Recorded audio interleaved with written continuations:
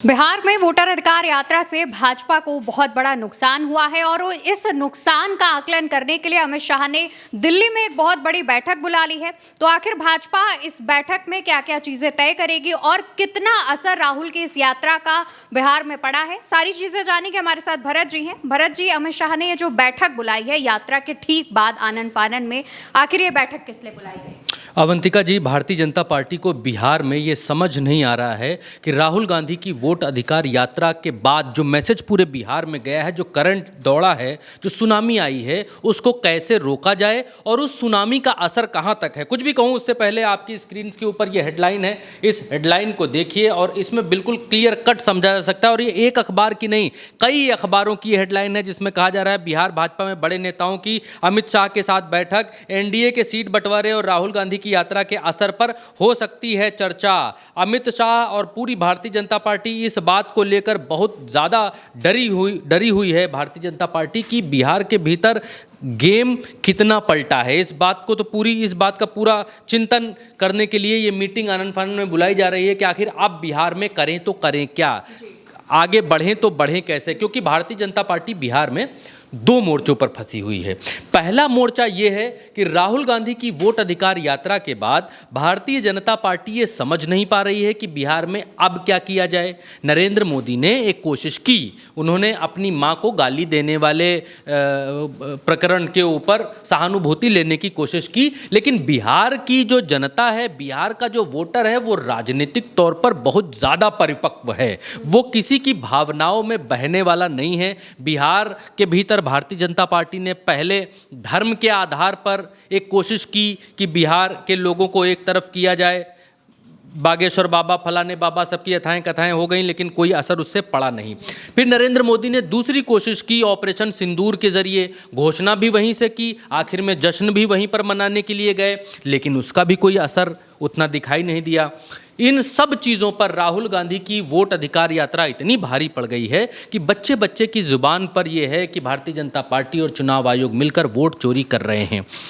आज की अमित शाह की इस बैठक में ये अमित शाह अपने नेताओं को बुलाकर पूछ रहे हैं कि दलितों में, पिछड़ों में और सवर्णों में, इन अलग अलग 3 वर्गों में बिहार के भीतर क्या असर पड़ा है इनके ऊपर, इस बात का कि भाजपा वोट चुरा कर जीत जाती है, इस बात का कितना असर है। क्या लोग मान रहे हैं कि भारतीय जनता पार्टी और चुनाव आयोग चोर है? अगर मान भी ले रहे हैं तो उन पर असर क्या है इस बात का, ये समझने के लिए अमित शाह ने मीटिंग बुलाई है। और अवंतिका जी, आप समझ सकती हैं कि जब अपने पार्टी के नेताओं को दूसरे नेताओं से पूछना पड़ जाए कि इसका असर क्या है, तो वो खबर छोटी नहीं है। भारतीय जनता पार्टी बहुत कन्फ्यूज़न की स्थिति में है कि इससे होगा क्या जी। वोट अधिकार यात्रा निकाल दी, उसमें ये भी बता दिया कि भाई भाजपा और चुनाव आयोग मिलकर वोट चुराते हैं जी, ये चोर हैं। तो अब जनता क्या करेगी इसमें जनता क्या करेगी? क्या वोट नहीं देगी कि उनको कोई फ़र्क नहीं पड़ेगा कि हाँ ठीक है तो है, क्या किया जाएगा इसमें, हमारे नेता तो मोदी जी हैं? क्या ये वाला मैसेजिंग है, क्या है? ये भारतीय जनता पार्टी को भी समझ में नहीं आ रहा है। लेकिन भारतीय जनता पार्टी को समझने के लिए, उनकी समझ को आसान करने के लिए एक चीज़ मैं क्लियर करना चाहता हूँ यहाँ पर अवंतिका जी। सिर्फ और सिर्फ कांग्रेस ने ये मैसेज नहीं किया है कि भारतीय जनता पार्टी चोर है या चुनाव आयोग चोर है। कांग्रेस ने इसके आगे बढ़ते हुए लोगों को इस चोरी के साथ जोड़ा है। उन्होंने ये बताया है कि ये पहले आपका वोट चुरा रहे हैं। वोट कैसे चुरा रहे हैं? आपका नाम वोटर आईडी से काट कर। जब आपका नाम वोटर आईडी में रहेगा ही नहीं, चुनाव आयोग कहता है जो नागरिक है यहाँ का, भारत का, उसी का नाम इस पे चढ़ेगा। तो जो यहाँ का, जिसे यहाँ का नागरिक ही करार नहीं दे रहा है चुनाव आयोग, उसका नाम काट दे रहा है, तो क्या उसे राशन मिलेगा, राशन कार्ड मिलेगा, फ्री वाला राशन मिलेगा? जवाब है नहीं। क्या विधवावस्था पेंशन मिलेगी? जवाब है नहीं। क्या वृद्धावस्था पेंशन मिलेगी? जवाब है नहीं। क्या किसान सम्मान निधि मिलेगी? जवाब है नहीं। क्या उज्ज्वला वाला फ़ायदा मिलेगा? जवाब है नहीं। क्या वो लाडली लाडला योजना वाला जो पैसा होता है वो मिलेगा? जवाब है नहीं। बिजली में छूट मिलेगी? जवाब है नहीं। किसानों का कर्ज माफ़ होगा? जवाब है नहीं। नीतीश कुमार जो पैसा दे रहे हैं 10,000 रुपये महिलाओं को उद्योग लगाने के लिए, क्या वो उनको मिलेगा? जवाब है नहीं। मुंह से तो कह देंगे, लेकिन जब डॉक्यूमेंट की बारी आएगी तो देखेंगे आप तो बिहार के यहाँ के नागरिक ही नहीं हैं, तो फिर आपको दें कैसे? हम तो आपको दे ही नहीं सकते, क्योंकि हम रोहिंग्याओं और बांग्लादेशियों के ऊपर हम अपना धन क्यों खर्च करें? ये तो कह देगी सरकार। तो इंडिया ने ये मैसेज कन्वे किया है कि वोट चोरी कर रहे हैं तो उस थिंग से, उस चीज़ से नुकसान हमें हो रहा है। This is not your part. भाई आप संवैधानिक तौर पर आप वोट दे आए, आपका वोट नहीं मिला हमें, नुकसान किसका हुआ? कांग्रेस का हुआ, किसी पार्टी का हुआ। आपका क्या नुकसान है ये कांग्रेस बताकर बिहार से आई है कि हमारा तो जो है सो है ही है, लेकिन आपका इससे क्या होने वाला है ये समझाकर लोगों को आई है कांग्रेस। और ये लोग अच्छी तरीके से बिहार के भीतर समझ चुके हैं। अमित शाह इस बात को पता कर रहे हैं कि सवर्णों में, दलितों में और पिछड़ों में इसका क्या मैसेज है।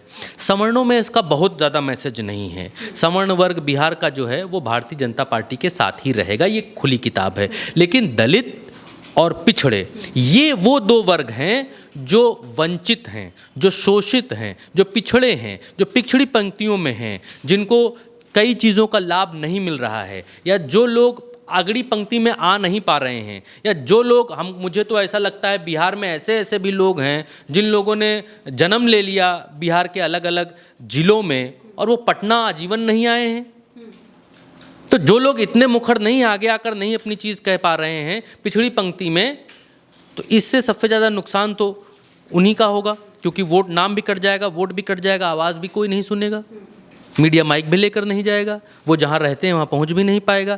तो ये जो है, ये अमित शाह जो है समझने की कोशिश कर रहे हैं। अभी आऊँगा। और दूसरी जो वजह, मैंने दूसरी वजह गिनाई, दूसरी वजह ये है कि भारतीय जनता पार्टी अपने एनडीए के दलों से और ज़्यादा परेशान है। दूसरी सबसे बड़ी चुनौती ये है। तो अमित शाह ने आज लोगों को बुलाया है, किस किस को बुलाया है उसकी खबर भी हमारे पास आई है। आज जो है बिहार में उप मुख्यमंत्री सम्राट चौधरी और विजय कुमार सिन्हा और इनके जो प्रदेश अध्यक्ष हैं दिलीप जायसवाल, ये सब नेता वहाँ पर पहुँच गए हैं। एनडीए के भी कुछ नेता वहाँ पर पहुँचे हैं और अमित शाह उनके साथ में ये विमर्श करेंगे। कई अखबार प्रमुखता से छाप रहे हैं। और भारतीय जनता पार्टी ऐसे नहीं बुलाती है कभी भी एनडीए के, जो भारतीय जनता पार्टी एनडीए के नेताओं की बैठक सालों साल नहीं करती है। काहे के एनडीए, कहाँ के एनडीए हो गए, अपने मन से जो लोग डिसीजन दिल्ली से सुना देते हैं कि हाँ ये होगा वो होगा। यही अमित शाह भी कुछ दिन पहले आज तक के इंटरव्यू में इस बात को कह रहे थे कि भाई मुख्यमंत्री बिहार का कौन होगा ये संसदीय दल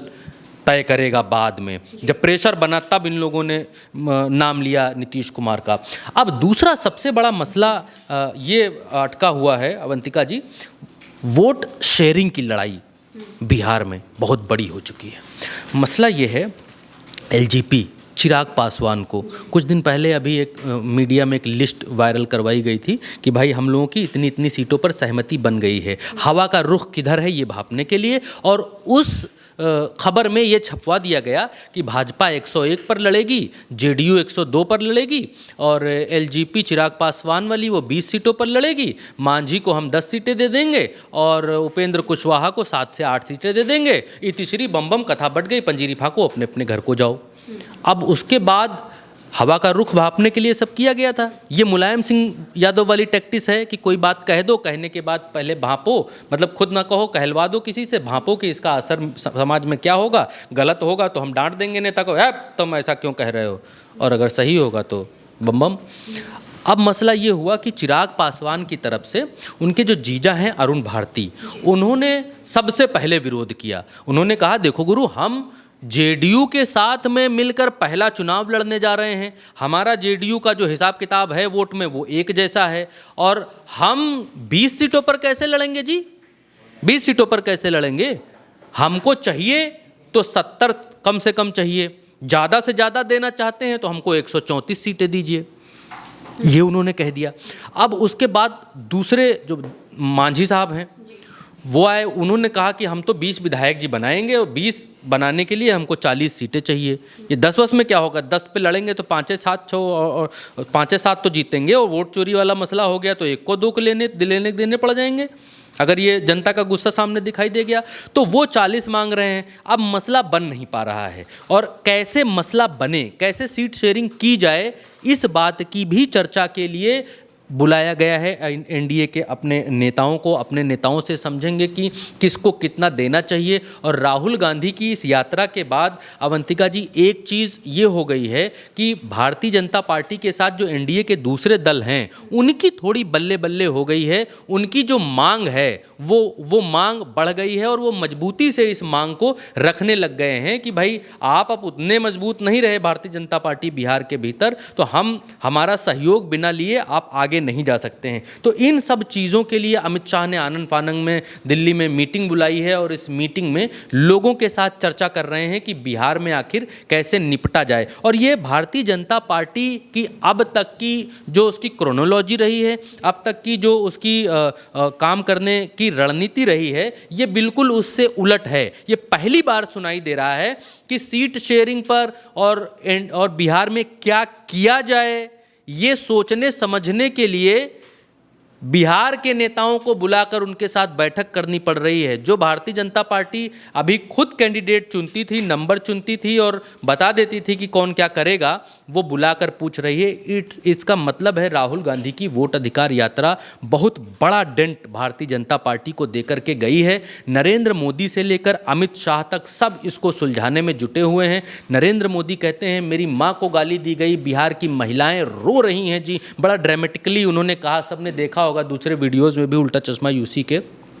वो भावनात्मक तौर पर लोगों को कनेक्ट करना चाह रहे हैं, लेकिन अब है ये कि भारतीय जनता पार्टी और नरेंद्र मोदी ये इक्का बहुत बार निकाल चुकी है। हर गेम में वो यही करते हैं, हर बार वो यही करते हैं। नरेंद्र मोदी संसद गए तो रो दिए, फिर चुनाव लड़े तो बोले मुझे गंगा माँ ने बुलाया है, फिर जहाँ जहाँ जब जब जो है वो दबाव में आए तब तक उन्होंने आंसू ढलका दिए चार। उनको लगता है उससे काम बन जाएगा। लेकिन बिहार की महिला कल मतलब बड़ा हास्यास्पद है कि स्क्रीन पर 10-15 स्क्रीन्स कटी हुई हैं, उसमें कोई महिलाएं यहाँ से बैठी हैं, कोई वहाँ से बैठी हैं, एक ही स्क्रीन पर गुचुर पुचुर है। नरेंद्र मोदी कह रहे हैं आपकी आंखों से आंसू बह रहे हैं, मेरी माँ को गाली दी गई, मुझे जो है आप सब रो रही हैं इसके लिए। तो वो बड़ा ड्रामेटिकली लगा, लेकिन उससे भरपाई हो नहीं पा रही है। नरेंद्र मोदी कोशिश कर रहे हैं लेकिन वो हो नहीं पा रहा है। बिहार ये पहला ऐसा राज्य है, बिहार में थोड़ा सा ज़्यादा समय ले रहा हूँ, लेकिन मुझे खुद ये समझकर ये देखकर आश्चर्य हो रहा है कि ये पहला ऐसा राज्य है बिहार जहाँ पर कई प्रयोग भारतीय जनता पार्टी कर चुकी है और एक को प्रयोग काम नहीं आ रहे हैं।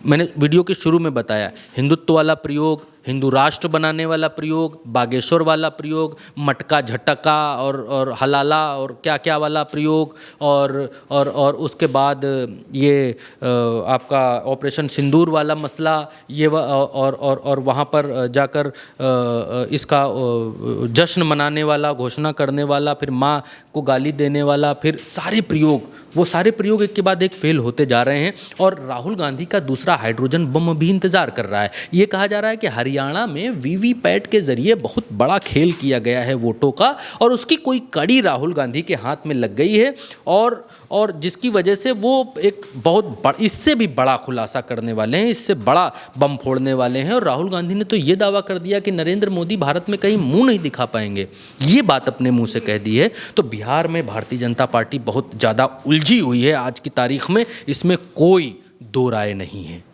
बिल्कुल, तो देखिए इफेक्ट जो है वो पड़ा है, इम्पैक्ट वोटर अधिकार यात्रा का बहुत ज़ोरदार बिहार में हुआ है। और यही वजह है कि जो दिल्ली खेमा है, खासतौर पर गुजरात लॉबी है, उसमें टेंशन का माहौल है और इसको लेकर के लगातार बैठकें की जा रही हैं। एनडीए के दूसरे सहयोगी दलों को भी बुलाया जा रहा है, उनसे जानकारी ली जा रही है। अमित शाह और प्रधानमंत्री नरेंद्र मोदी अब एक नया नैरेटिव बिहार में गढ़ने की कोशिश भी कर रहे हैं, जैसा कि मोदी जी ने अपनी माँ को लेकर तमाम चीज़ें कहीं। दूसरी तरफ शाह भी इसी तैयारी में है कि क्या चीज ऐसे निकाल कर लाई जाए और विपक्ष को डिफेम किया जाए और इस मुद्दे को थोड़ा सा हल्का किया जाए, वोट चोरी का मुद्दा जो है वो जनता के मन से हटाया जाए। लेकिन बिहार में ये यात्रा अब बहुत ज्यादा इंपैक्टफुल हो चुकी है। आगे आने वाले दिनों में ये देखना होगा कि अब भाजपा की तरफ से क्या चीजें लाई जाती हैं, लेकिन बिहार की जनता समझ चुकी है कि विपक्ष आखिर उन तक क्या मैसेज पहुंचाना चाह रहा था। उल्टा चश्मा अब तक लगातार तमाम खबरें लेकर आ रहा है, सरल और आसान शब्दों में आपको समझाने की भरपूर कोशिश की जा रही है। इसीलिए चैनल को याद से सब्सक्राइब कीजिए और याद से इस वीडियो को शेयर करिए। नमस्कार।